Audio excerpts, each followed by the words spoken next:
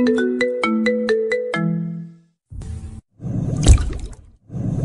যে বন্ধুরা শুনছো, নতুন নতুন রোমান্টিক ভালোবাসার গল্প পেতে ও শুনতে চাইলে আমাদের আমিনুল লাভ স্টোরি চ্যানেলটি সাবস্ক্রাইব করে বেল বাটনটি অন করে দিও। লাইক কমেন্ট করতে মোটেও ভুলবে না কিন্তু। ধন্যবাদ সবাইকে। ভার্সিটিতে এমন ভাবে এন্ট্রি নিলাম একদম হিরো স্টাইলে, আর বলতে লাগলাম, ওহো কি মজা, আজ ভার্সিটি যাচ্ছি। আমার কত শখ ছিল ভার্সিটিতে যাবো, মেয়েদের সাথে ফ্ল্যাট করবো, বন্ধুদের সাথে আড্ডা দিব, আজ স্বপ্ন পূরণ হইব।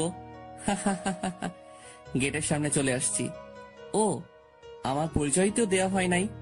আমার নাম অন্তর, আমি অনার্স প্রথম ইয়ারে ভর্তি হয়েছি, আর আমি আমার আব্বু আম্মুর আদরের একমাত্র ছেলে। আমি মধ্যবিত্ত পরিবারের সন্তান। গেট দিয়ে ঢুকে হাঁটতে লাগলাম, সাথে সাথে পিছন থেকে কেউ এই যে পোলা বলে কে যেন ডাক দিল। পিছনে তাকাই দেখি এক ডাইনির দল, থুকু একদল মেয়ে, যেখানে 5 জন ছিল। তবে মেয়ে বললে ভুল হবে, দেখে তো মনে হয় দাড়ি মোজ ছাড়া ভাইয়ার দল। হ্যাঁ, শুধু চুলগুলোর জন্য মেয়ে বলা যেতে পারে, না হলে ভাইয়াই বলা যায়। তাদের কাছে গেলাম। আসসালামু আলাইকুম ভাইয়ারা, আমাকে কেন ডাকছেন? ওদের মধ্যে থেকে একটা মেয়ে বলল, ওই কানা, চোখে কি কম দেখোস? আমাদের যে ভাইয়া ডাকতেছে। আরে রাগ করতেছেন কেন? আর আপনাদের ড্রেস দেখে তো সবাই আপনাদের ভাইয়াই ডাকবে। একটা থাপ্পড় দেব বেয়াদব কোথাকার। আপু সত্য না তিতাই লাগে, বিশ্বাস না হলে ঘরে গিয়ে আয়না দেখিয়েন। ওই ফাজিল পোলা, আমাদের সাথে ফ্লার্ট করিস তাই না? শার্ট খোল। আপনি যে এই কথাটা বলছেন, আপনারা জানেন আমি কোন ইয়ারে পড়ি? কোন ইয়ার? 3rd ইয়ারে। সরি ভাইয়া, আসলে আমরা তো মজা করছিলাম আপনার সাথে। Please don't mind. Don't mind? হ্যাঁ, সিনিয়র সাথে ফাইজলামি করো। এবার 2 মিনিট কান ধরে এক পায়ে দাঁড়াও, না হলে কপালে দুঃখ আছে। কি আর করবে, যেভাবে ধমকাইছি না করে পার পাইব। বেচারীরা কান ধরে এক পায়ে দাঁড়াইছে, আর কি আমারে র্যাগিং দিতে গিয়ে নিজেরাই র্যাগিংয়ের শিকার। প্রথম দিনই এন্টারটেইনমেন্ট, তারপর হারামি কিছু বন্ধুদের খুঁজতে লাগি। ও হ্যাঁ, আমি একাই এই ভার্সিটিতে ভর্তি হই নাই, আমার আরো 3টা ফ্রেন্ডও ভর্তি হয়েছে। তাদের নাম হলো জনি, রাসেল আর তানভীর।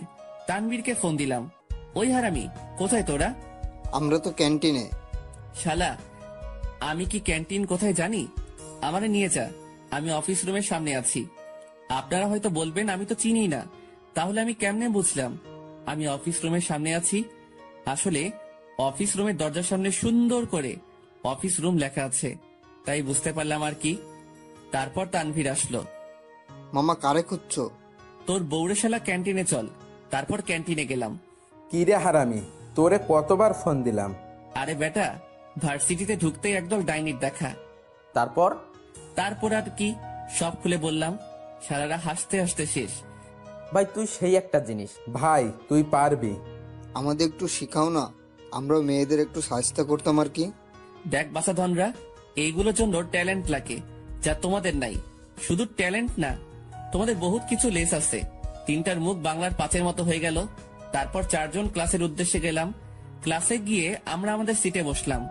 আসলে আমরা 4 হারামি, শেষ বেঞ্চে। তাহলে বুঝতেই পারলেন আমরা কেমন ভালো। হঠাৎ লক্ষ্য করলাম আমাদের বাম পাশের সারিতে 3য় আর 4র্থ বেঞ্চে ওই ডাইনিগুলো, থুক্কু, ওই হাফ ভাইয়া হাফ আপুগুলো। দেখে তো আমার বের শুরু করছে। আরে ঘাম, আর কি উল্টাপাল্টা কিছু ভাবিয়েন না। শালার ভাগ্য আর কোনো ক্লাস পাইল না, তারা আমার তো অবস্থা খারাপ করে দিবে। তারপর কোথা থেকে লেকচারার উদয় হইল, মানে আসলো আর কি। তারপরে ক্লাসে মনোযোগ দিলাম। আমি আবার ভালো ছেলে, শুধু মাঝে মাঝে রাসেল আর তানভীরের একটু মিষ্টি দিতেছি, থুক্কু চিমটাইতেছি। এমন সময় খেয়াল করলাম ওই ডাইনিগুলো আমার দিকে লাল চোখ করে রোমান্টিক ভাবে তাকাই আছে। আমার তো পরান যায় যায়, আসলে যেভাবে তাকাইছে আমি না, যে কেউ ভয় পাবে। স্যার ক্লাস শেষ করে চলে গেছে। এই ফাঁকে আমি যে দৌড়টাই না দিলাম, বিশ্বাস করেন এই দৌড়টা যদি অলিম্পিকে দিতাম, প্রথম পুরস্কার আমার। আমার দৌড় দেখে 3 হারামি তো অবাক। এই অন্তর কই যাস? যেই আমার নাম নিছে মানে রাসেল রে, 5 জনে ঘিরে ফেলছে। ডাইনিদের থেকে একটা রাসেলের কলার ধরে জিজ্ঞাসা করতেছে, এই তুই এই খ্যাত পোলাটারে চিনস? রাসেল তো ভয় শেষ। জি মানে হ্যাঁ। রাসেলের অবস্থা দেখে তানভীর আর জনি কেটে পড়ছে। শালারা বুঝছে ঘাপলা আছে, বেচারা রাসেলের মুখ দিয়ে কথা বের হইতেছে না। আসলে আপু ওই হারামি আমার টাকা মারছে, টাকার জন্য আটকায় রাখছিলাম, সুযোগ বুঝে পালাইছে শালা। আপু আমার 4,000 টাকা মারি দিছে। আল্লাহ গো, হালায় আমার টাকা পার্টি করে আর আমি নাকি টাকা মারছি। ওরে হারামি, তুই বউয়ের ঝাঁটার বাড়ি খাই মরবি। ইভা পোলাটারে সন্দেহ হইতেছে, তার কথাবার্তা ঠিক লাগতেছে না। আর এইদিকে মুই এক দৌড়ে ক্যাম্পাসের পিছনে দেখি জনি আর তানভীর। কিরে রাসেল কই? শালারে গরিলা বাহিনী ধরছে। ওহ, নামটা তো সুন্দর। আরে রাখ, তোর নাম আগে এটা বল। ওই মাইয়াগুলো তোর পিছনে লাগছে কেন? সকালের ঘটনা ভুলে গেলি? শালা তোর লাগে আমরা সবসময় ফাঁসি। এখন কি করবি? হারামিরে তো বাঁচাতেই হইব। Wait, idea. কি? তাহলে শোন, তারপর আমরা তিনজন সেখানে গেলাম। যাওয়ার পর জনি আর তানভীর আমাকে ধরে রাসেলের কাছে নিয়ে যায়। ভাই মালটারে ধরছি, এই নেন। ভাই পোলাটারে উদম কেলাইছি, দেখেন মুখ দিয়ে রক্ত বেরোচ্ছে। এইদিকে ইভা আর তার বান্ধবীরা দেখে তো ভয় শেষ, কারণ ইভা রাসেলের কলার ধরছে আর জনি তানভীর রাসেলের ভাই ডাকতেছে।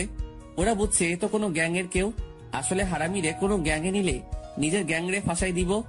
এত হাবাসে শালা, আবার সেই লেভেলের হারামিও। এই মায়েরা এখানে কি? হ্যাঁ, যাও এখান থেকে। আর খবরদার এই ঘটনা কাউকে বললে তোমাদের কপালে দুঃখ আছে। যাও এখান থেকে। এইদিকে তানভীর যেভাবে ধমকাইছি সবগুলোর তো হালুয়ার টাইট, তারা ভয় চলে যায়। আর এইদিকে আমরা হাসাহাসি করতেছি। রাসেল আমারে কেলাইছে। হারামি তুই আমার বিপদ রাখে ভাগছোস, যেভাবে ওই মাইয়া কলার ধরছে আমার তো পরাণ যাই যাই অবস্থা হয়ে গেছে। শালা তারপরে বাঁচাইছেটাকে? যাই হোক, আইডিয়া কাজ করেছে। আগে এটা বল, তোর ঠোঁটে রক্ত কেন? মামা ভালো করে দেখ, রক্ত নাকি অন্য কিছু। আসলে রক্ত না, ক্যান্টিন থেকে 3 টাকার একটা সস নিয়ে কাজে লাগাইছি। ওরে বাটপার! সবাই হাসতে হাসতে আমার মুখে লাগানো সস আঙ্গুল দিয়ে খাইতেছি আর বের হইতেছি। এমন সময় সামনে দেখে তো আমি অবাক, কারণ সামনে ইভা, উর্মি আর তাদের বান্ধবীরা দাঁড়ায় আছে কিছু ডান্ডা নিয়ে। আমরা 4 জন তো থ হয়ে আছি। অতি চালাকের গলার দড়ি। আপনি মনে করছেন আপনাদেরকে আমরা ভয় পাইছি আর চলে গেছি, কিন্তু বাহিরে আসতেই আপনাদের হাসাহাসি আমাদের সবকিছু বুঝাই দিছে। তো সিনিয়র ভাইয়া, আমরা আপনার সেবা করতে আসছি। ইফ ইউ ডোন্ট মাইন্ড, আমরা কি আমাদের সেবা চালু করতে পারি? কি গুন্ডি মেরে বাবা, আমার মতো নিরীহ পোলারে মারার প্ল্যান করতেছে। জনি, পিছনে দেখি একটাও নাই, 3টা আগেই পালাইছে। শালা হারামি বাচ্চা, আগে পালাইলি, একবারও সিগন্যাল দিলি না। এখন কি করি? আল্লাহ রশি ফালাও, না হলে বুদ্ধি দাও। মারেন আপনারা, আর বাদ যাবেন কেন? আমি তো শুধু মাইট খাওয়ার জন্য জন্মাইছি। বাসায় আম্মু মারে আর বাহিরে আপনারা মারবেন, অসুবিধা নাই। দেন শুরু করেন। ইমোশনাল অত্যাচার করার চেষ্টা করতেছি, দেখি কাজ হয় নাকি। সবাই মারে মানে কি? আসলে আমি ছোট থাকতে আম্মু আমাদের ছেড়ে চলে যায়। পরে আব্বু আর একটা বিয়ে করে, যার জন্য নতুন আম্মু আমারে দেখতে পারে না, খালি মারে। আসলে ইহা একটা ডাহা মিশা কথা। আমার আব্বু কোনো দ্বিতীয় বিয়ে করে নাই, না আম্মু আমাদের ছেড়ে গেছে। যান বাঁচানো ফরজ, তাই একটু আর কি, তাই একটু সবার সাথে মজা করে ঘুরে বেড়াই, হাসি খুশি থাকার জন্য। আচ্ছা যা, ছেড়ে দিলাম তোকে। মনে মনে বুদ্ধি কাজে দিছে। এখন 3টারে পাইলে হইছে, তাদের 14 গোষ্ঠী বাহির করব। হারামি বাচ্চা। তারপরে দুপুরে ভার্সিটি থেকে সোজা মেসে গেলাম। একটা কথা, আসলে আমাদের 4 জনের বাড়ি ভার্সিটি থেকে দূরে না, তবে আমাদের ইচ্ছা আমরা 4 জনই একসাথে মেসে থাকবো। তাই মেস আগে ঠিক করে রাখছি।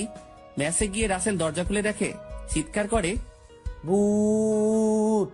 ওই শালা, ষাঁড়ের মতো চেঁচাচ্ছস কেন? মামা আমাদের ক্ষমা করে দে, আমরা তোকে বাঁচাতে পারলাম না। দেখ ভাই, আমাদের ছেড়ে দে। ওই চান্দর বাচ্চা, তাদের 3টারে আমি একাই খেলাইছি।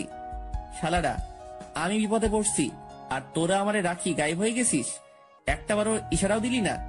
ভাই বিশ্বাস কর, তাদের দেখে মুখ দিয়ে একটা কথাও বের হচ্ছিল না। ভাই, আমাদের ক্ষমা করে দে প্লিজ। আগে এটা বল, তুই কেমনে বেঁচে ফিরলি? ওরা তো ছাড়ার পাত্র না। ওকে, তাহলে শোন, সবকিছু বললাম। ভাই তোর পাটা দে তো। কেন, আমার পা দিয়ে তুই কি করবি? আরে দে না। ওকে নে। 3টা পা ধরে সালাম করতেছে। ওই শালারা কি করিস? ভাই সত্যি করে, কত ছোটবেলা থেকে তুই কি কি খাইতি? ভাই সত্যি করে কত ছোটবেলা থেকে তুই কি কি খাইতি? শালা, এত বুদ্ধি পাইলি কই? ভাই আমাদেরও কিছু বুদ্ধি দে ভাই। এটা নিয়ে সবাই হাসাহাসি করতেছি আর খাবার নিয়ে আসছি। তারপর খাবার খেয়ে রেস্ট করে দিলাম। তারপর বিকালে 4 জনে হেঁটে এসে সন্ধ্যায় নাস্তা করে পড়তে বসি। এরপর আম্মুর সাথে কথা বলে খাবার খেয়ে ঘুমিয়ে পড়ি। এভাবে কেটে যায় প্রথম দিন। পরের দিন খুব সকালে ঘুম ভেঙে যায়, তাই ফজরের নামাজ পড়ে বাহিরে যাই। বাহিরে গিয়ে মাইন্ডটা ফ্রেশ হয়ে যায়। সকালে ঠান্ডা বাতাস মনটা জুড়াই গেল। এই সময় বউ বা জিএফ থাকলে তার হাত ধরে হাঁটতাম। তারপর মেসে আসি আর দেখি হারামিরা ঘুমাইতেছে। আমার ঘুম সকাল সকাল ভাঙছে আর আমি এদের মজা করে ঘুমাইতে দিব? আমি জনি, রাসেল আর তানভীরে ডাকছি, জনি আর রাসেল উঠ। কিন্তু তানভীর এখনো ঘুমের দেশে। তার ওয়াশরুম থেকে এক মগ পানি এনে তানভীরের মুখে ঢেলে দিলাম। সাথে সাথে তানভীর লাফায় ওঠে আর বলতে শুরু করে, আম্মু ছাদ ভেঙে পড়েছে, তোমার বৌমা আর আমি ভিজতেছি। আমরা 3 জন তো থ হয়ে গেলাম। শালা এখন ধরে ভাঙমু, উঠ তাড়াতাড়ি। ও আমি তো মনে হয় স্বপ্ন দেখতেছিলাম। দোস্ত, তোর ভাবিরে আমি আদর করতেছিলাম আর তুই আমার ঘুম ভেঙে দিলে। তারপর তারা সবাই ফ্রেশ হয়ে এসে একসাথে নাস্তা করে ব্যাগ নিয়ে বের হয়ে যায়। তারপর 4 জন ভার্সিটি গেলাম। তারপর ক্যাম্পাসে আড্ডা দিচ্ছিলাম, তখন দেখলাম একজন গেট দিয়ে ঢুকতেছে। একটু সামনে আসার পর দেখলাম ইভা একটা 3 পিস পরে ভার্সিটি আসছে। দেখে তো ক্রাশ খাইলাম, পুরাই পড়ি লাগতেছিল। ইচ্ছা করতেছে এখনই উঠাই নিয়ে বিয়েটা করে ফেলি। পরে নিজেরে কন্ট্রোল করলাম। পরে দেখি সে আমাদের দিকে আসতেছে। তারপর এসে আমার হাত ধরে আমাকে নিয়ে যাচ্ছে। আমি তো থ হয়ে গেলাম আর 3 হারামি তো অবাক। আমাকে একটা ক্যাম্পাসে একটা নির্জন জায়গায় নিয়ে যায়। আমি তো ভয় শেষ। তারপর ইভা যা বলল তার জন্য মোটেও প্রস্তুত ছিলাম না। তোকে আমার ভালো লেগে গেছে। একদিনে কিভাবে ভালো লেগে যায় এটা ইম্পসিবল। আমার মনে হয় আপনি আবেগে চলে গেছেন। ওই চুপ, বলছি না তোকে আমার পছন্দ হয়ে গেছে। বাড়তি কথা বললে নাক ফাটায় দিব। আমারে ধমকাচ্ছেন কেন? আমার মতো ফাজিল পোলারে কেমনে ভালো লাগলো? ধমকাচ্ছি ভালো করতেছি। কালকে তোর ফাইজলামির জন্য রাতে ঘুম হয় নাই। আমি আবার কি করলাম? চুপ, তুই জানোস আমি যখনই চোখ বন্ধ করি তোর সকল ফাইজলামি দেখি। তোর শয়তানি গুলো, তোর দুষ্টামি গুলো সব শুধু চোখে ভাসে। আর কথা বাড়াইস না। বলছি তোকে ভালো লেগে গেছে, মানে এখন আমি তোকে চাই। বাহ, আজকে কার মুখ দেখে ঘুম থেকে উঠলাম? নিশ্চয়ই আম্মুর। যাক, ওয়ালপেপারে আম্মুর ছবি রাখছি, ভালোই হইলো। আই লাভ ইউ আম্মু। তোমার চেহারা আমার জন্য লাকি। ক্রাশ আমার প্রেমে হাবুডুবু খাইতেছে। তার সাথে কিছুক্ষণ ফাইজলামি করাই চাই। কিন্তু আমি সোনিয়া ম্যাডামরে পছন্দ করি আর উনাকে ভালোবাসি। উনিও আমাকে ভালোবাসে আর কেউ আমাদের আলাদা করতে পারবে না। তুই শুধু আমার, আর যদি কোনো মেয়ের সাথে দেখি তোরে, তাহলে তোর এমন হাল করবো না তুই কারোর সামনে যাইতে পারবি না। আল্লাহ, এটা কি ধরনের হুমকি দিল? আই, তোমার নাম্বারটা দাও তো। আমার কোনো নাম্বার নাই। ফাইজলামি অন্যদের সাথে করিস। এখন তোর মোবাইল নাম্বারটা দে। আপনি তো আমাকে বলছেন আমার নাম্বার দিতে, এখন আবার বলতেছেন মোবাইল নাম্বারটা দিতে। আপনার মাথা মনে হয় গেছে। ওই, তুই আমাকে আপনি করে ডাকোস কেন? তুমি করে ডাকবি, বুঝছস? আমারে মারলেন? নিরীহ পোলা পাইয়ার এরকম করতেছেন? ওলে বাবা লে, আমার বাবুটা রাগ করছে। আসো আদর করে দে। মোটেও না, আর ভিটামিন খাওয়ার শখ নাই। তারপর ইভা আমার কাছে এসে একটা কিস দিয়ে দিল। আমি থ হয়ে গেলাম। আই শুন, এখন থেকে অন্য কোনো মেয়ের সাথে কথা বলবি না, কেমন? কথা বললে সমস্যা কোথায়? ফ্রেন্ড হিসেবে তো কথাই তো বলবো। ঠিক আছে, এখন সুন্দর করে ক্লাসে যাও। আমি আর কি করবো, থাপ্পড়টা বেশি জোরেই দিল। মনে করলাম নরম মনের হইব, উল্টো আমার গাল নরম আর গরম করে দিল। তারপর চলে গেলাম ক্লাসে। সেখানে গিয়ে চুপচাপ বসে ক্লাস করে ক্যান্টিনে চলে গেলাম। তারপর রাসেল বলল, ইরে তুই চুপ কেন? হ্যাঁ রে, কি হয়েছে বলতো? আচ্ছা ইভা তোরে নিয়ে কি করছে বলতো? কিছু না রে দোস্ত। তারপর ইভার কাছে চলে আসি আর বলে, দেবরজিরা তেমন কিছু করি নাই, শুধু একটু আদর করলাম আর কি। দেবরজি মানে? আরে অন্তর তোমাদের ভাইয়ার মতো হয় আর সে তোমার ইয়ে হয়, তাই তোমরা আমার দেবর না। অন্তর, একটু সাইডে আসবি? আমি হ্যাঁ তুই। আমি নির্ঘাত গেছি। তারপর 3টা আমারে এক করে নিয়ে ইচ্ছে মতো আদর করে আর বলে, এত বড় কাম করলি, একবারও বললি না? শালা বললেই কি নিয়ে যাইতাম নাকি? তুই মনে হয় আমাদের বন্ধু ভাবস না। আরে আজব, তোরা তো আমারে ভিটামিন দিয়ে দিলি আগে, জিজ্ঞাসা করলে কি হইতো? তাহলে শোন, সব কাহিনী সব বললাম তাদের। মামা তোর ট্যালেন্টের জন্য মেয়ে তোরে পাঠানোর চেষ্টা করে। শালা বলছি আমাদের একটু শিখা। বাদ দে, এখন ট্রিট দিবি। হ, আমি তো মনে হয় তোমাদের টাকা নিয়ে খাইতাম। তিনটাই চুপ। তারপর গেলাম ক্যান্টিনে গিয়ে সবাই নিজের টাকা দিয়ে খাওয়াইলাম। তারপর মেসে গিয়ে দুপুরে খাবার খেয়ে দিলাম ঘুম। সন্ধ্যায় চারজনই উঠে পড়তে এমন সময় ফোন আসে। হ্যালো, আসসালামু আলাইকুম। ওয়ালাইকুম আসসালাম। আমার বাবুটা কি করে? এই তো আম্মু পড়তে বসছি। আর তুমি নতুন নাম্বার কবে নিলে? কুত্তার বাচ্চা, কোন জন্মের আম্মু লাগি তোর? আরে আম্মু, আমি আবার কি করলাম? এত রেগে আছো কেন? তা হারামি শয়তান, আমি ইভা। খাইছে রে আমার জান রে, আম্মু ডাকি দিলাম। আমারে আম্মা ডাকস তাই না? কাল ভার্সিটি আয়, তোর আম্মু টাকা বাইর করতেছি। বিশ্বাস কর, আমি মনে করছি আম্মু ফোন দিছে। আমি তো আর জানতাম না যে এটা তুমি। প্লিজ রাগ করিও না। ফোনে তোমার ভয়েসটা ঠিক আমার আম্মুর মতো। প্লিজ ক্ষমা করে দাও।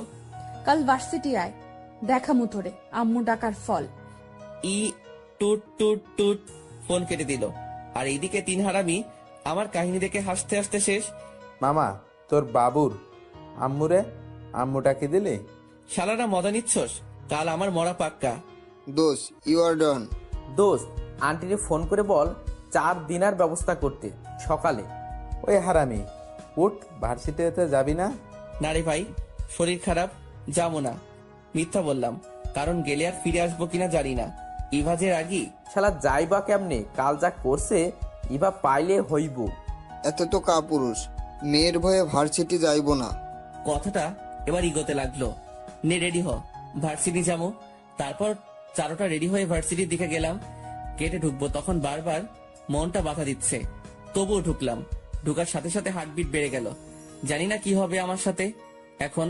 তবু বুক ফুলিয়ে চলে গেলাম আড্ডাখানায়। সেখানে তিনটা হারামি আড্ডা দিচ্ছে আর আমার পরাণ যায় যায় অবস্থা। অন্তর, ইভা চলে আসছে। জনির কথা শোনার সাথে সাথে দিলাম দৌড়। এক দৌড়ে ক্লাসে।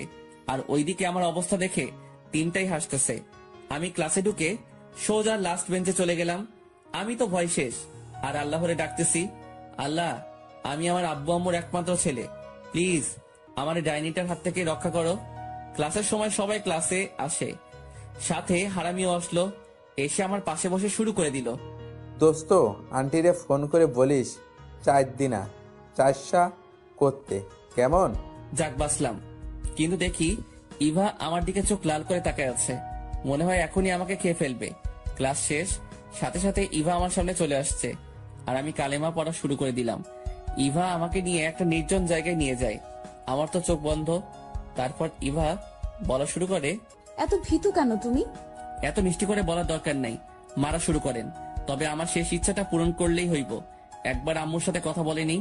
ইভার সাথে সাথে আমাকে তার কাছে এনে ঠোঁটে ঠোঁট লাগিয়ে দিল। আমি তো তোমাকে কিছু করতে চাইলেও তুমি করতে পারবা না, বুঝছো? মানে আমি বেঁচে গেছি। আল্লাহ, থ্যাংক ইউ বাঁচানোর জন্য।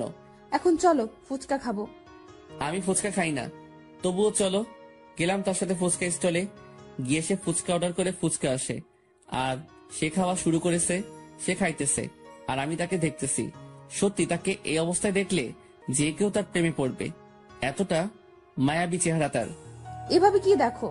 তোমাকে একবারে বাচ্চার মতো লাগতেছে। এভাবে দেখতেছো যে পেটে অসুখ করবে না তো? আমাকে খাওয়াই দাও। দেখি হা করো। তারপর সে আমাকে ফুচকা খাওয়াই দিল। হঠাৎ খেয়াল করলাম এবার ঠিক পিছন বরাবর কয়েকটা ছেলে একটা মেয়ে টিচ করতেছে। তারপর আমি ইভাকে বললাম, ইভা, এখানে বসে ফুচকা খাও, আমি একটু আসতেছি। কোথায় যাবা তুমি? বিল না দেওয়ার ধান্দা, তাই না? আরে সত্যি আমি বিল দিব, তুমি বসো। আচ্ছা যাও, তাড়াতাড়ি আসবা। ভাইয়ারা, আপনারা ওনাকে ডিস্টার্ব করতেছেন কেন? ওই এখান থেকে যা, না হলে পস্তাবি। ভাই, আপনারা ওনাকে বিরক্ত করিয়েন না। তোরে বলছি না এখান থেকে যেতে? যা বলতেছি, পরে পস্তাবি কিন্তু। ঠিক আছে, দেখি কে বস্তায়। তারপর শুরু করে দিলাম। উদুম কেলানি সবগুলো মাটিতে পড়ে আছে। একজন বলতেছে, তুই আমাদের মারছস, আমাদেরকে তুই হয়তো জানোস না, আমরা সাকিব ভাইয়ের লোক। কাল সাকিবের নিয়ে ভার্সিটিতে চলে আসিস। তোকে ছাড়বো না।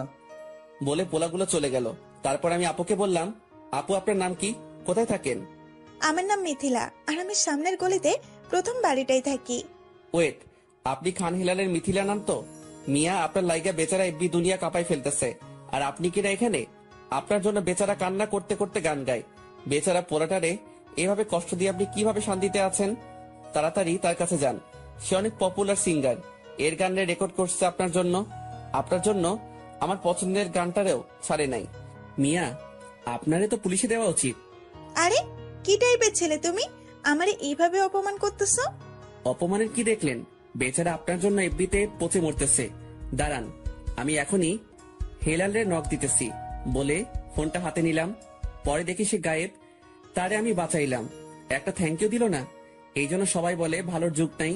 তারপর ইভার কাছে গেলাম। এতক্ষণ কই ছিলা? আরে আরে বলিও না। তারপর বললাম কাহিনী, শুধু টিজের কথা বলছি। বাকিটা বললে আমার কপাল খারাপ আছে। তারপর বিল দিয়ে ভার্সিটি গেলাম। এরপর নেচে নেচে গিয়ে দেখি হারামি দুইটা আছে, তানভীর নাই। জনি, তানভীর কই? শালা বলছিল নোট ফটোকপি করতে যাবে, মনে হয় সেখানে গেছে। ও, তারপর আমরা খাবার নিয়ে বসে আছি, হঠাৎ হারামির আগমন। মামা তাড়াতাড়ি খাবার খেয়ে নে, মিশনে যাবো। ওকে, কিসের মিশন তা জানতে হইলে গল্পটি শেষ পর্যন্ত দেখুন। তারপর দুপুরে খাবার খেয়ে একটু রেস্ট নিলাম। বিকেল বেলা মিশন শুরু। দোস্ত কোথায়? ওই যে। শালা, এটা প্রিন্সিপালের বাড়ি। শালা তুই তো ইন্টেলিজেন্ট চোর, তোরে ধরার ক্ষমতা কারণ নাই, তুই পারবি। আমার সম্মান করলি নাকি ইনসাল্ট? আরে মামা, তোরে কি আমরা ইনসাল্ট করতে পারি? আচ্ছা এইসব বাদ দে, এখন গাছে উঠবেটা কে? কি আবার আমাদের অন্তর দ্য গ্রেট? শালা, প্রতিবারই আমি কোরবান হই। তারপর গাছে উঠে কিছু ফল ফালাইলাম। অনেক ধরনের ফল আছে, জামরুল, আম, পেয়ারা, পেঁপে। কিছুক্ষণ পরে নিচে কেউ ঘেউ ঘেউ শব্দ করতেছে। নিচে দেখি কুত্তা। ওমর খোদা, শালার কোন মাইন্ডের চিপাই পড়লাম মুই? শালা তিনটা আমারে গাছে রাখি, গায়েব। আল্লাহ, একটু ফলিত নিতে তো আইলাম, এখন কি করি? লোভে পাপ। তিন হারামি আমার গাছে থুইয়া কেটে পড়লো কেন? জীবনটাই বেদনার, থুক্কু, জীবনটাই বেদনা। তারপর, ভাইরে, আমি তোর কি ক্ষতি করছি? ভাই প্লিজ আমাকে ছেড়ে দে। মাইন্ডের চিপাই পড়লে জিএফ যদি খালাতো বোন হইতে পারে, তাহলে কুত্তা ভাই হইতে পারবো না কেন? ভাই তোরে বন পাউরুটি দিমো। ভাই আমারে ছাড়া ঘুষ দেওয়ার চেষ্টা করতেছি, দেখি পটে কিনা।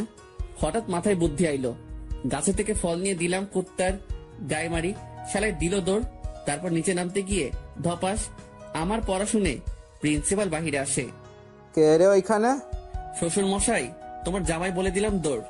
এই দারোয়ান, দেখ তো কে এসে। আমি তো গায়েব। তারপরে মেসে, সেখানে গিয়ে দিলাম তিনটারে মাইর। শালারা, তোকে মতো বন্ধু থাকলে শত্রুর প্রয়োজন হয় না। দোস্ত কুত্তা ছিল তাই আওয়াজ ছাড়া কেটে পড়েছি, না গেলে 14 করে 3 জনের 42টা মারতে হইতো। তাই বলে আমার মাইন্ডকার চিপায় ফেলাই আসবি? প্রিন্সিপাল বের হয়ে একে একে করতেছে। অল্পের জন্য বাঁচছি। এদের কিছুক্ষণ বকে নিলাম। তারপর আর কি, যেভাবে রাত কাটে সেভাবে কাটলো। সকালবেলা 4টায় ভার্সিটি গেলাম, গিয়ে আড্ডা দিচ্ছি। হঠাৎ খেয়াল করলাম খান হেলালের জিএফ মিথিলা। ওই খান হেলালের বউ, ইধার দেখো। মিথিলা আমারে দেখে থ। তুমি এখানে? ভার্সিটি কি তোমার হেলালের নাকি যে শুধু তুমি পড়বা? আচ্ছা, কে বলছে যে আমি ওই হেলালের মিথিলা? আমার মন বলছে তাই। আসলে কাল তোমাকে ওই ছেলেগুলোর হাত থেকে বাঁচানোর পর তুমি ভয় ছিলা, তাই তো হাসানোর চেষ্টা করলাম আর কি। সরি, একটু ফান করলাম। ইটস ওকে, আর থ্যাংক ইউ আমাকে বাঁচানোর জন্য। তারপর সবার সাথে মিথিলার পরিচয় করে দিলাম। কিন্তু আমার জানটা আইলো না কেন? আমি তো ক্যাম্পাসে যাচ্ছি, হঠাৎ কেউ যেন আমার শার্ট ধরে নিচে ফালাই দেয় আর মারতে থাকে। এইদিকে ক্যাম্পাসের সবাই দেখতেছে আর আমার বন্ধুরাও আসতেছে না। সবার চোখে ভয় দেখতেছি। হঠাৎ সে বলে, এলাকায় আসিস একবার বলছিস কুত্তার আমি বন্ধুটারে একবার মিস করিস নাই তোরে, আজ খাইছি আমি। ভাইয়া প্লিজ ওকে মারবেন না, ও যা করেছে তার জন্য আমি ক্ষমা চাচ্ছি। আমি আমার মাথা ঘুরালাম। আমি তাকাই তো থ হয়ে গেলাম। সাকিব। হ্যাঁ আমি। আপনারা হয়তো ভাবছেন কে এই সাকিব? সাকিব হচ্ছে আমাদের মানে জনি, রাসেল আর তানভীরের ফ্রেন্ড। আমরা একসাথে ইন্টার কমপ্লিটেড করেছি।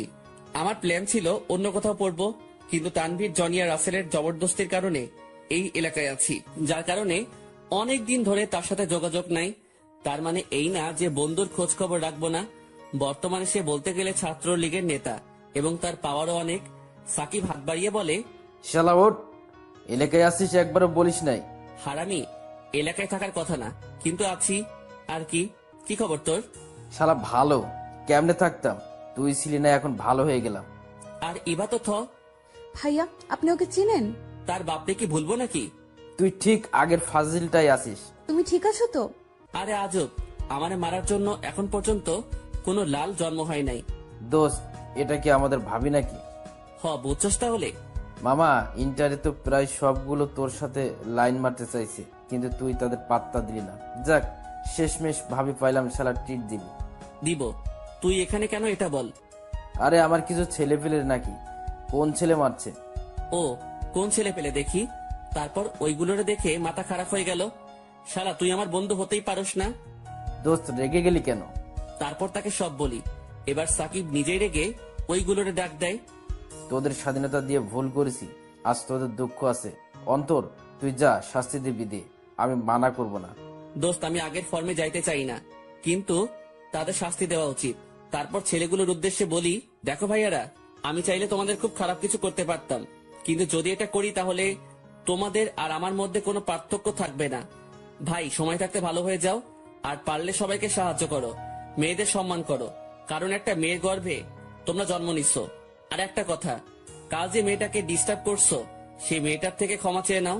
তারপর তারা মিথিলার থেকে ক্ষমা চেয়ে নেয়। এইভাবে আড্ডা মাস্তিতে কেটে যায় 1 মাস। এই 1 মাসে আমি, জনি, তানভীর, রাসেল, সাকিব আর মিথিলা ও আমাদের অনেক ক্লোজ ফ্রেন্ড হয়ে যায়। তবে সাকিব আমাদের ভার্সিটিতে চলে আসে, সে মিথিলাকে পছন্দ করে, আর আমরা সাহায্য করি প্রপোজ করার জন্য। মিথিলাও অ্যাকসেপ্ট করে ফেলে, কারণ সে সাকিবের ব্যবহার দেখে মুগ্ধ। শুধু মিথিলা না, ভার্সিটির সবাইও। ক্লাস শেষ করে আড্ডা দিচ্ছি, এমন সময় প্রিন্সিপালের পিয়ে আসে। অন্তর, তোকে প্রিন্সিপাল ডাকতেছে। পিয়ের সাথে আমার ভালো খাতির আছে। শালার টাকলেটা আমার কেন ডাকতেছে? ওই, তুমি প্রিন্সিপাল স্যারকে টাকলিয়া বললে কেন? আরে আজব, তারে বলছি বলে তুমি খেপতেছো কেন? তুমি ওনাকে এভাবে বলতে পারো না। আচ্ছা বাদ, আমি গেলাম। তারপর প্রিন্সিপালের রুমে গেলাম। স্যার, আসতে পারি? হ্যাঁ, আসো। সেখানে গিয়ে দেখে একজন মহিলা আর একজন পুরুষ বসে আছে। আমি চেহারা দেখতে পারছি না। স্যার, আমাকে কেন ডাকছেন? তোকে সান না, আমি ডাকছি। আমি লোকটার দিকে তাকিয়ে অবাক হয়ে গেলাম। আব্বু? হ্যাঁ, যারা প্রিন্সিপাল স্যারের রুমে আছে তারা আমার আম্মু আব্বু। ফাজিল পোলা, তুই আর কত কোকাম করবি? আগে এটা বলো, তোমরা এখানে কেন? সাদাত, এটা তোর ছেলে? হ্যাঁ রে বন্ধু, এটা আমাদের অন্তর, ফাজিল দা গ্রেট, পাক্কা 2 নম্বরই। সব সময় তুমি আমার ছেলেকে ইনসাল্ট করো কেন? আরে আমি তো মজা করতেছি। হঠাৎ করে এখানে কেন? আর তুমি প্রিন্সিপাল স্যারকে চিনো? হ্যাঁ রে, প্রিন্সিপাল স্যার আমার স্কুল অ্যান্ড কলেজ ফ্রেন্ড। আমি থ হয়ে গেলাম। এখন যদি স্যার আমার সবকিছু বলে দেয় তাহলে আমি শেষ। বহুত কুকাম প্রিন্সিপাল স্যার জানে। শালার কার অভিশাপে এই ভার্সিটি আইলাম। মনে মনে বললাম, কি ভাবতেছিস? কই কিছু না। তোর ছেলেটা ঠিক তোর মতোই হয়েছে, বাক্কা বেটা। আমার আব্বু কি একই রকম ছিল নাকি? তোর আব্বুর কাহিনী শুনলে তুই পুরাই বেহুশ, সে পুরাই তুই। বাহ, ভালোই তো। তার মানে ফাইজলামি আমাদের বংশগতভাবে। আচ্ছা দোস্ত, তোর নাকি মেয়ে আছে, তাকে তো দেখলাম না। কেন রে, দেখে কি করবি? চিন্তা করতেছি তোর মেয়েরে ঘরে বউ বানাবো। দাঁড়া, তাকে ফোন দিই। হ্যাঁ মা, কোথায় তুই? তুই একটু অফিস রুমের দিকে আয়, আমার একটা কলেজ লাইফের বন্ধু আসছে, তোর সাথে পরিচয় করিয়ে দিব, আয় তো একটু। তারপর স্যার ফোন কেটে দেয়। দাঁড়া, আসতেছে। আচ্ছা দোস্ত, বল কি খাবি, চা নাকি কফি? কিপটা, তোর কিপটামি জীবনেও কমবে না। আরে আজব, আমি আবার কি কিপটামি করলাম? তুই আমারে চা আর কফি খাইতে বলতেছস?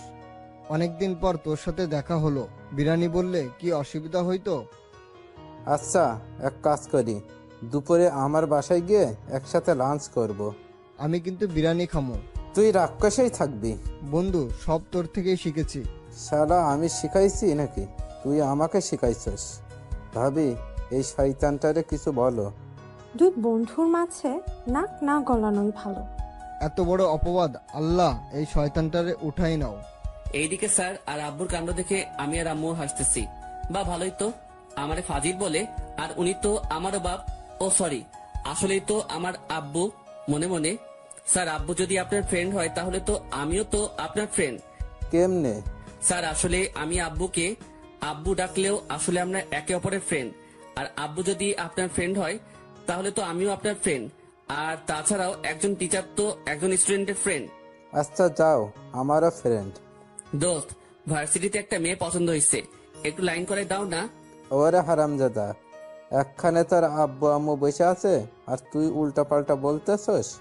দোস্ত, আরে এখানে আম্মু আব্বু নাই তো, এখানে আমরা বন্ধুরা আর বন্ধুর বউ বসে আছে। আল্লাহ, কি টাইপের হারামি তুই! তোর বাপের চেয়ে বড় মাপের ফাজিল। আরে দোস্ত, বন্ধুরে হারামি বলতেছোস, অসুবিধা না।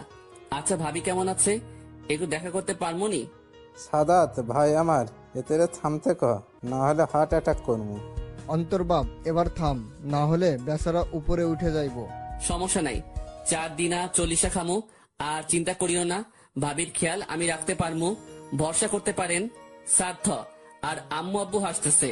তারপর দরজায় কেউ আসে, আমি বসে আছি। তার ভয়েসটা আমার চেনা চেনা লাগতেছে কেন। তারপর মেয়েটার দিকে তাকালাম, তাকিয়ে তো আমি শক, কারণ মেয়েটা আর কেউ না, ইভা। এই জন্যই আমি যখনই প্রিন্সিপাল স্যারকে কিছু বললে তার গায়ে লাগতো, সেমনি আমারে 1 মাস ধরে বলেই না, তোরে তো আমি টাইট দিমু মনে মনে। ইভা মা, এটা হচ্ছে আমার বন্ধু সাদাত হোসেন, আর ইনি হচ্ছে তার স্ত্রী। আর এই যে ছেলেটা দেখছো না, সে হচ্ছে তাদের ছেলে অন্তর। হ্যালো। হাই। তোরে হাই পরে দেখামো, তুই একবার বাহিরে চল। তারপর ইভা আমার আম্মু আব্বুকে সালাম দেয়। ইভা মা, এখন কি ক্লাস করবি নাকি বাড়ি যাবি? না, ক্লাস করব না। কেন বাবা, কোনো কাজ আছে? না মানে, ওদের নিয়ে বাড়ি যাব, তাই চাচ্ছি তোকে নিয়ে যাব। আচ্ছা বাবা, চলো তাহলে। তারপর তাদের বাসায় গেলাম। ইভা, এনাগের গেস্ট রুমে নিয়ে যা। আচ্ছা বাবা। আর অন্তর, তুই আমার সাথে আয়। আচ্ছা স্যার। তারপর আম্মু আব্বুকে গেস্ট রুমে নিয়ে যাই, আর অন্যদিকে স্যার আমাকে অন্য একটা রুম দেয়। বাহ, আসতে না আসতেই জামাই আদর শুরু। তারপর ফ্রেশ হয়ে নিলাম এবং স্যার ডাক দেয় খাবার খাওয়ার জন্য। সেখানে গিয়ে টেবিলে বসলাম। সেখানে স্যার আর আব্বু শুরু করে দিছে। আমরা সবাই খাবার খাইতেছি, আর এইদিকে আব্বু স্যার শুরু করে দিছে প্লেট নিয়ে লড়াই। বেশি খাস না, না হলে আরো মোটা হয়ে যাইবি। খাইতেই কই দিতেছস, যা খাইতে নি তুই সব সবার করে দিচ্ছিস। ওইদিকে স্যার আব্বু, আর এইদিকে ইভা আমারে টেবিলের নিচে দিয়ে পায়ে লাথি দিচ্ছে। বিরিয়ানিটা খাইতেই দিচ্ছে না। আমার পাটা আমার চেয়ারের দুই পাশে দুইটা নিয়ে রাখলাম। ইভা এবার আমারে লাথি দিতে গিয়ে আন্টি মানে ইভার আম্মুকে লাথি দিয়ে দেয়। আল্লাহ, কাকে মারতে গিয়ে কাকে মেরে দিলাম। ইভা, তোমার পা দুলাচ্ছ কেন? পা স্থির রাখো। সরি আম্মু। খাওয়ার সময় দুষ্টুমি কিসে? চুপচাপ খাবার খাও। বড় হয়েও ছোটদের মতো ব্যবহার করতেছো। বেচারি ইভা বিরিয়ানির সাথে বকা খাইলো। 1 মাস ধরে মেয়েটারে বলছি কই থাকো, একটু বাড়িটা দেখাও না। উনি আমাকে বলে না, আবার দেখাবেও না। শুধু আসলে সব শোধ করমু। কতই না গলিতে গলিতে ঘুরছিলাম। আমি এত কষ্ট কারে কমু। দুঃখে আমার বুকটা ফাইটটা চাই। তোর উল্টাপাল্টা কিছু ভাবিয়েন না, আমার কলিজা ফাইটটা চাই। তারপর খাবার শেষ করে রুমে গেলাম। আমি উল্টো হয়ে খাটে শুয়ে গেলাম। হঠাৎ দরজার আওয়াজ শুনলাম। পরে মনে করছি অন্য রুমের দরজার আওয়াজ। আমি উল্টা হয়ে শুয়ে আছি। তখন কেউ একজন আমার উপর চড়ে বসে, আমার ডান হাত মোচড় দেয়। আমার বুঝতে বাকি রইল না এটা ইভা। আমি আম্মুর বকা খাচ্ছি আর তুমি হাসতেছো, তাই না? আন্টি ঠিকই তো বলছে। আর আমাকে লাঠি দিচ্ছিল কেন? আমার জিনিস কি আমি যা মন চায় করব, তোমাকে বলতে হবে? হাতে খুব ব্যথা পাইতেছি। সাথে সাথে ইভা আমাকে ছেড়ে দেয়, আর আমি ঘুরেই আমার দিকে টান দিয়ে আমার বুকের উপর ইভাকে ফেলাই দেই। ইভা আমার বুকের উপর শুয়ে আছে। আমরা একে অপরকে এক দৃষ্টিতে দেখে আছি। সত্যি ইভার চেহারাটা খুব সুন্দর আর মায়াবী। তার ঠোঁটগুলো আমাকে বেশি আকর্ষিত করতেছে। নিজেকে কন্ট্রোল করতে পারলাম না, তাই আমি আমার ঠোঁট মিলিয়ে দিলাম ইভার ঠোঁটের সাথে। সেও রেসপন্স দিচ্ছে। 2 মিনিট পর একে অপরকে ছেড়ে দিলাম, আর দুজনে হাঁপাচ্ছি। তারপর আমি শুরু করে দিলাম, এটা তুমি কি করলা? আমাকে কিস করে দিলা। এখন আমার কি হবে? কে আমাকে বিয়ে করবে? ও হ্যালো, তুমি কিস করছো আর আমিও রেসপন্স দিছি, সেটা বলতে পারো। আর কি বললা? তুমি কে? তোমাকে বিয়ে করবে? কেউ তোমার দিকে চোখ দিল না, তার চোখ তুলে নেব, আর আমি তোমাকে বিয়ে করব, আর কেউ না। কিন্তু আমি তো সোনিয়া ম্যাডাম রে ভালোবাসি। বল ইভা, আমি তোমাকে ভালোবাসি। ইভা, আমি সোনিয়া ম্যাডাম রে ভালোবাসি। তোর সোনিয়া ম্যাডামের গুষ্টি কিলাই বলে আমার গলা ছেড়ে আমার বুকে কিল ঘুষি মারা শুরু করে দিচ্ছে। আমি সহ্য করতে না পেরে তাকে শক্ত করে জড়িয়ে ধরি। তুই শুধু আমার আর কারো না, বুঝছস? আর একবার সোনিয়া ম্যাডাম করবি, আমল হাল করবো না, সোজা চান্দে চলে যাবি। তাহলে তো ভালোই। আমি সর্বপ্রথম বাংলাদেশি হব, যে চাঁদে গেছে সেই একটা ফিলিংস হবে। সবাই আমার সাথে ছবি তুলবে, আমার অটোগ্রাফ চাইবে। সব সময় ফাইজলামি করো তুমি। বাহ, ভালোই তো, দুই শয়তান একত্রে হয়ে গেলে। স্যার সাবধান, আমি শয়তান না, আমি ফাজিল। শয়তান বলে আমাকে ইনসাল্ট করবেন না। যাক, নিজের মুখেই স্বীকার করলো। তারপর নাস্তা করে আমি রেডি হচ্ছি ম্যাচে যাওয়ার জন্য। অন্তর, কিরে কই যাস? স্যার আসলে ম্যাচে চলে যাব, তাই রেডি হচ্ছি। আজ ম্যাচে যেতে হবে না, আজ এখানে থাকবি। কিন্তু কোনো কিন্তু না, তুই যদি আমার বন্ধু ভাবিস তাহলে কথা রাখবি, আর যদি চলে যাস তাহলে আর কথা বলবো না। বাস স্যার, ব্ল্যাকমেইল তো শিখে গেলেন। ঠিক আছে, আমি তানভীরকে ফোন করে দিলাম। তারপর সবার সাথে আড্ডা। আসলে স্যার আর তার পরিবার অনেক ফ্রেন্ডলি, আর এবার কথাই বা কি বলবো, সুযোগ পাইলেই হইছে। মেয়েটা আমাকে অনেক ভালোবাসে।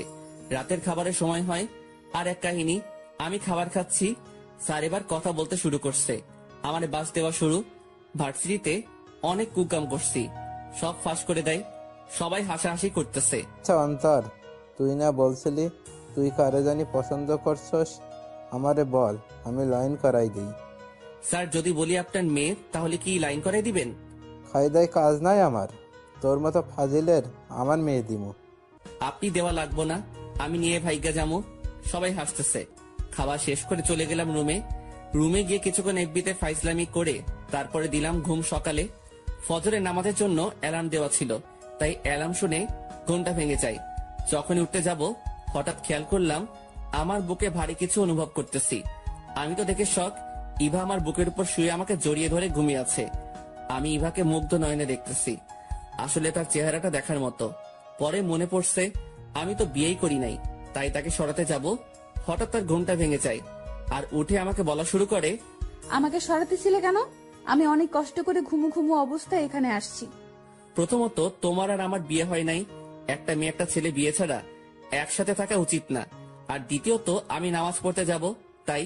আচ্ছা, আগে নামাজ পড়ে আসো, পরে কথা হবে। আমি চলে গেলাম নামাজ পড়তে। নামাজ পড়ে এসে দেখি ইভা ঘুমাইতেছে, তাই আর ডিস্টার্ব করি নাই। তাই খাটের অন্য পাশে গিয়ে বসে বসে এফবি চালাচ্ছি। হঠাৎ ইভা আমাকে টান মেরে খাটে শোয়াই দেয়, আর সে আমার উপরে শুয়ে পড়ে। এই কি করো? কেউ দেখলে খারাপ ভাববে তো? কেউ দেখবে না, দরজার লক করো নাই? না। ইভা উঠে গিয়ে দরজা লক করে আবার আমাকে জড়িয়ে ধরে শুয়ে পড়ে। আরে সবাই দেখতেছে তো? কে দেখতেছে? আরে পাঠক পাঠিকারা দেখতেছে। পাঠক পাঠিকারা? দয়া করে চোখ অন্যদিকে নিন, এইদিকে না তাকিয়ে অন্যদিকে নজর দিন। তারপর আমাকে ধরে ঘুম। আমি বা কি করব? কতবার বলছি শুনেই নাই, সাথে আমিও ঘুমিয়ে যাই। যখন ঘুম ভাঙে তখন 7:30 বাজে। আমি একটু নড়তেই এবার ঘুমটা ভেঙে যায়। সাথে সাথে আমি চোখ বন্ধ করে ফেলি। ইভা উঠে আমার কপালে পাপ্পি দিয়ে চলে যায়। হঠাৎ ইভা এসে ডাকাডাকি শুরু করে দেয়। তার ডাকাডাকিতে আমি উঠে যাই আর গিয়ে ফ্রেশ হয়ে আসি। তারপর নাস্তার জন্য টেবিলে যাই। যেহেতু আজ শুক্রবার, তাই আমার আজ কাজ নাই। টেবিলে যেতে না যেতেই, অন্তর, আজ তুই আর ইভা বাইরে ঘুরে আয়। ঠিক আছে স্যার, আপনি যা বলেন। মনে মনে, বাহ, এটা তো মেঘটা চাইতেই বৃষ্টি। তারপর নাস্তা করে ইভাকে দিয়ে বের হই। অনেকক্ষণ ঘোরাঘুরি করে ইভাদের বাড়িতে আসি। আব্বু, আমি একটু মেসে যাব, আমি নামাজের জন্য পাঞ্জাবি আনবো। আমিও যাব। আচ্ছা, ইভাকে নিয়ে যা। এটা কি জন্য? আমার মন চাইছে তাই দিলাম। তাই আমিও একটা লাল শাড়ি ইভার জন্য নেই। তুমি এটা কেন কিনলে? Return gift. তারপর চলে গেলাম ইভাদের বাড়িতে। দুপুরে নামাজ পড়ে খাবার খেয়ে নেই। অন্তর আজকে আমাদের সাথে বাড়ি যাবে আর কয়েকদিন থাকবে। আরে পরে যাব। আজকেই যাবি? তাদের জবরদস্তিতে রাজি হয়ে গেলাম। ইভা আর তার পরিবার থেকে বিদায় নিয়ে আমাদের বাড়িতে চলে গেলাম। ইভাদের আমাদের বাড়িতে আসতে বলছে, কিন্তু তারা বলছে পরে একদিন যাবে। পরের দিন সকালবেলা আমার প্রচুর জ্বর আর মাথা ব্যথা। কি রে বাবা, ভার্সিটি যাবি না? বলে আমার কপালে হাত দেয়। কি রে, তোর তো প্রচুর জ্বর, আজ তোকে ভার্সিটি যেতে হবে না বলে আব্বুকে ডাক দেয়। আমার শরীরে প্রচুর ব্যথা, তাই নড়াচড়া করতে পারতেছি না। তাই চোখটা বন্ধ করে ফেলি, আর কখন ঘুম চলে আসে আমি নিজেও জানি না। চোখ খুলে আমি অবাক হয়ে যাই, কারণ ইভা আমার মাথায় হাত বুলিয়ে দিচ্ছে। তার চেয়ে বড় অবাক করা বিষয় হলো, এখানে শুধু ইভা না, সাকিব, মিথিলা, রাসেল, তানভীর, জনি আর প্রিন্সিপাল স্যারও আছে। স্যার, আপনারা এখানে কেন? হারামজাদা, আজ ভার্সিটি ননভেজ হয়ে আছে, তুই নাই তাই তোর বাসায় কল দিয়ে পরে শুনি তোর এই অবস্থা, তারপর তোর ফ্রেন্ডের নিয়ে আসি। তখনই ইভার সাথে দেখা আর সব বলি, এবং ইভাও আসে আমাদের সাথে। শালা এত কেয়ারলেস কেন তুই? হারামি, তুই ছাড়া ভার্সিটি ভালো লাগে? ভাই হঠাৎ এই অবস্থা কেন? আমিও জানি না, সকালে উঠে দেখি এই অবস্থা। শালা রেস্ট নে তুই, আমরা গেলাম, সাবধানে থাকিস, আর কিছু লাগলে কল দিস। ওকে। বন্ধুরা চলে যায়, স্যার আর ইভাই আছে আমার কাছে। দেখলি বান্দ্রামির ফল। একবার সুস্থ হয়ে নেই, আপনারা আমি ছাড়বো না। আমার এই অবস্থা দেখে হাসতেছেন? দেখ, একটু নিজের প্রতি যত্নবান হ। ফাজলামি বেশি করিস তো, তাই তোর এই হাল। একবার সুস্থ হয়ে নেই, এমন বাস দিব না, সেই লেভেলের ঝাটকা লাগবো। আচ্ছা দিস। 3 দিন আমি অসুস্থ ছিলাম। এই 3 দিনে ইভা আমার অনেক খেয়াল রাখে। প্রতি বেলায় এসে দেখে যাই আমি ওষুধ খাইছে কিনা, আর জ্বর কমছে কিনা। আর ফোনের কথা কি বা বলবো, 5 মিনিট পর পর ফোন দিয়ে জিজ্ঞাসা করবে কি করি, এখন ঠিক আছে কিনা। এইভাবে পরিবার, বন্ধু ও ভালোবাসার মানুষের সাথে 3 বছর কেটে গেল। 3 বছর পর আমরা এখন 4র্থ বর্ষে উঠে গেলাম। এখন শরীরে সিনিয়র ভাব। আমরা এখন ভার্সিটি পরিচালনা করি, সবাই বসে আড্ডা দিচ্ছি। শুধু একজন নাই, আর সে হইল ইভা। আমার কলিজাটা আসতেছে না কেন?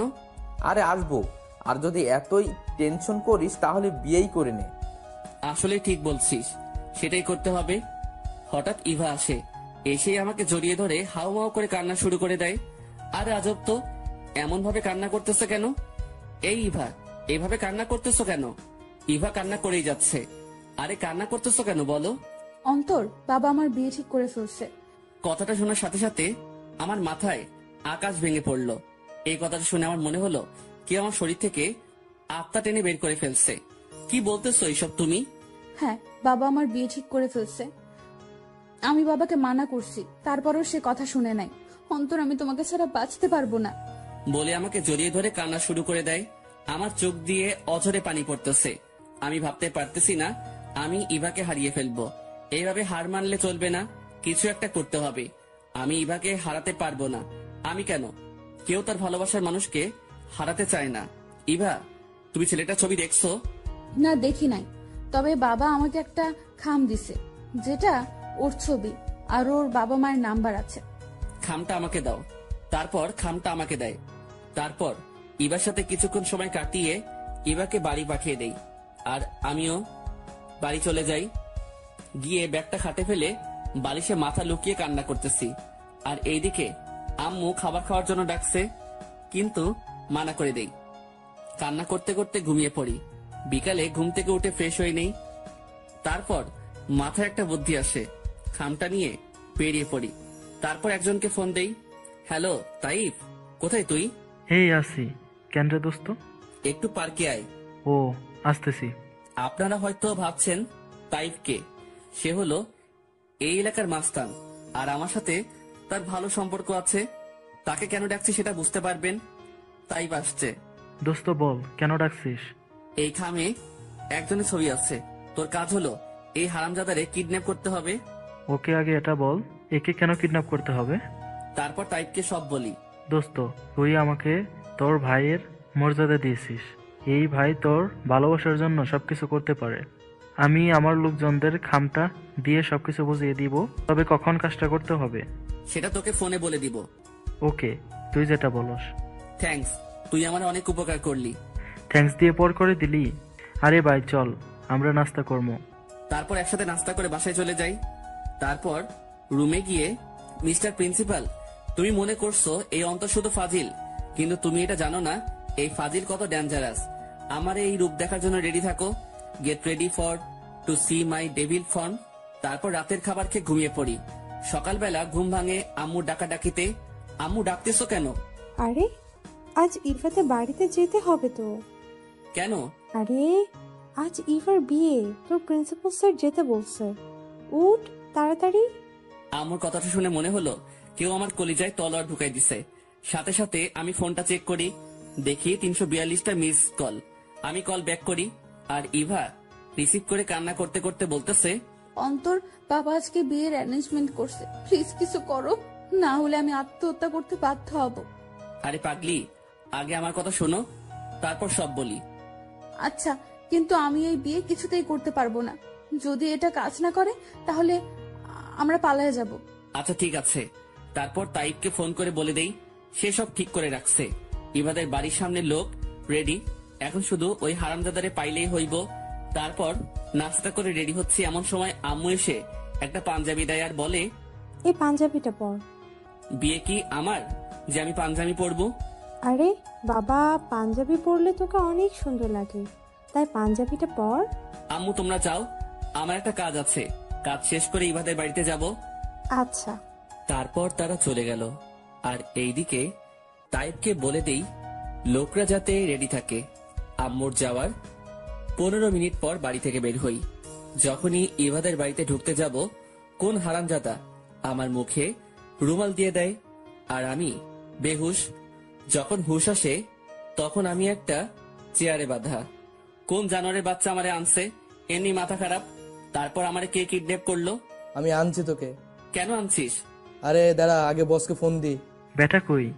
শালা তোর নানির পুটকি। বস আমাকে আর আমি বসকে দেখে তাইফ দোস্ত, তার মানে ইবার সাথে আমার বিয়ে? সালা খাম চেক করলে কি হতো? আরে আজব, আমি কি জানতাম এটা তাদের ফাইজলামি ছিল। আর কতক্ষণ এভাবে থাকবো? শালা আমার দড়িগুলো খোল। তারপর দড়ি খুলে আমি আর তাইফ ইবাদের বাড়িতে গেলাম। ঢুকতে না ঢুকতেই, বাহ, তোর কি ট্যালেন্ট! নিজেরে নিজেই কিডন্যাপ করাইলি? তুই তো ওয়ার্ল্ড রেকর্ড করছিস, তোর নাম গিনিস বুকে যাইব। সবাই হাসতেছে। আর এইদিকে আমার মেজাজ 440 হয়ে আছে। আমি আর ইভা কত টেনশনে ছিলাম, আর আমাদের মতো নিরীহ মানুষ দুইটার সাথে এমন করতে পারলে। আইসে নিরীহ, তলে তলে টেম্পু চালাইবে আর ধরা খাইলে মামাতো বোন। তোদের কাহিনী আমরা আগেই ধরে ফেলেছি। আরো কর, লুকাই লুকাই লুতুপুতু প্রেম। তোমরা জানলা কিভাবে? একদিন তুই ফোন রেখে ওয়াশরুমে গিয়েছিলি, আমি রুমে ঢুকতেই তো ফোনে মেসেজ দেখে তো ইভা তোরে রোমান্টিক মেসেজ পাঠাইছে। আমার আর বুঝতে বাকি রইল না আপনাদের লুতুপুতু প্রেম কাহিনী। তারপর তোর প্রিন্সিপাল স্যার মিলে প্ল্যান করি, আর বাকি কাহিনী তো দেখলি। এখন কথাই বলবি নাকি বিয়েটা করবি? আচ্ছা, তার আগে ইভাকে সব বলো, না হলে উল্টাপাল্টা কিছু করে বসবে। তারপর ইভাকে সব বলে আর আমাদের বিয়েটা হয়ে যায়। তারপর বউ নিয়ে বাড়িতে। আমার বন্ধুরা জানলে আমি শেষ। থাক, তাদের বোঝাই বলতে হবে। পরিস্থিতির শিকার। রাত 12টা। আমি রুমের সামনে যাব কি যাব না চিন্তা করতেছি। কি রে, এখানে কি করস? রুমে যা। যাইতেছি। তারপর রুমে যাই। রুমে গিয়ে দেখি ম্যাডাম ঘুমটা মেলে বসে আছে। আমাকে দেখে খাট থেকে নেমে আসতেছে। মনে করছি সালাম করবে, তাই পা এগিয়ে দিলাম। এতক্ষণ কইছিলাম তোমার সতীনের সাথে প্রেম করতেছিলাম। বাসরাতে জামাইয়ের পা ধরে সালাম করে আর তুমি আমার গাল লাল করে দিলা। আচ্ছা বাদ দাও, ওযু আছে? হ্যাঁ। তাহলে নামাজ পড়ে নেই। তারপর 2 রাকাত নফল নামাজ পড়ে খাটের দিকে যাইতে ইভা আমারে ধাক্কা মেরে ফেলাই দিয়ে আমার উপরে চড়ে বসে। এতদিন বলছিলা বিয়ে ছাড়া কোনো ছেলে মেয়ে একত্রে থাকতে পারবে না, আর ছাড়ছি না। তুমি কি মনে করছো আমি কি বাংলা সিনেমার ডায়লগ মারবো? ছেড়ে দে শয়তানি, তুই আমার দেহ পাবি কিন্তু মন পাবি না। যদি এই ধরনের ডায়লগ আশা করে থাকেন তাহলে আপনি ভুল বলে আমার দিকে টান দিয়ে একত্রে করে দিলাম দুজনের ঠোঁট। 2 মিনিট পর ইভা আমাকে ছাড়িয়ে বলতে থাকে, আমি আরো একটা ফাজিল চাই। কেন আমাকে দিয়ে হয় না? তুমি সবাইকে জ্বালাইছস, এখন সে আসলে তোমাকে জ্বালাবে, তাই আমি আরো একটা তুমি চাই। ডাইরেক্ট বলে দাও তোমারে খুন করব। আমার মতো আর একটা আসলে তো আমি উপরওয়ালার কাছে যেতে হবে। ওই যেটা বলছি সেটা শুনবে। জি ম্যাডাম বলে কাছে টেনে নিলাম। তারপর আর কি, বাকিটা ইতিহাস।